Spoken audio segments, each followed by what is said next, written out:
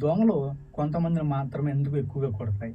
ఒకే గదిలో 10 మంది ఉన్నారనుకోండి, దోమలు అందరిని సమానంగా కుట్టవు. ఒకరిని పదే పదే కుడుతూ ఉంటే ఇంకొకరి దగ్గరికి కూడా వెళ్ళనట్టుగా అనిపిస్తుంది. అందుకే చాలామందికి ఒక డౌట్ ఉంటుంది. దోమలకు కొందరు రక్తం ఎక్కువ ఇష్టమా అని. నిజానికి దోమలకు మనం రక్తం తియ్యగా ఉందా, చేదుగా ఉందా అనేది అసలు తెలీదు. అవి మనల్ని ఎలా సెలెక్ట్ చేసుకుంటాయంటే, మనం శ్వాస తీసుకున్నప్పుడు బయటకు వచ్చే కార్బన్ డయాక్సైడ్, చర్మం నుంచి బయటకు వచ్చే వాసన రసాయనాలు, బాడీ హీట్, హ్యూమిడిటీ, మూవ్‌మెంట్స్ వంటి అనేక సంకేతాలను కలిపి మనిషిని సెలెక్ట్ చేసుకుంటాయి. మనుషులను కుట్టే దోమలు రక్తం తాగే పని ఆడదోమలదే. మగదోమలు ఫ్లవర్స్ నుంచి వచ్చే తేనె వంటి ఆహారంతో జీవిస్తాయి. ఆడదోమలకు ఎగ్ డెవలప్‌మెంట్‌కి అవసరమైన పోషకాలు పొందడానికి రక్తం అవసరం. అందుకే అవి మనుషులను వెతుకుతాయి. మన శ్వాసలో నుంచి బయటకు వచ్చే కార్బన్ డయాక్సైడ్ దోమకు ఫస్ట్ సైన్. మనం ఊపిరి వదిలినప్పుడు CO2 గాలిలో స్ప్రెడ్ అవుతుంది. దోమ దాన్ని గుర్తించి జీవి ఉన్న ప్రాంతం వైపు కదులుతుంది. కానీ CO2 ఒకటే దోమకు సరిపోదు. ఎందుకంటే జంతువులు కూడా CO2ను రిలీజ్ చేస్తాయి. అందుకే అది తర్వాత మన శరీరం నుంచి వచ్చే వాసన గుర్తిస్తుంది. మన చర్మం నుంచి వచ్చే వాసన అందరిది ఒకేలా ఉండదు.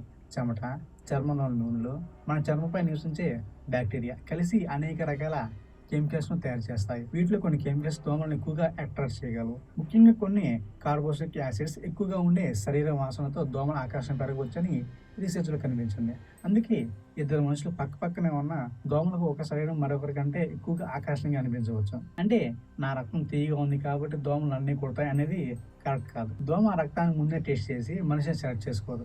ముందుగా మన శరీరం నుంచి వచ్చే వాసన, CO2 వంటి సంకేతాలతో మనల్ని గుర్తిస్తుంది. ఇక్కడితో కథ అయిపోలేదు. దోమ మన దగ్గరికి వచ్చినప్పుడు శరీర వేడి, తేమ కూడా దానికి ఉపయోగపడతాయి.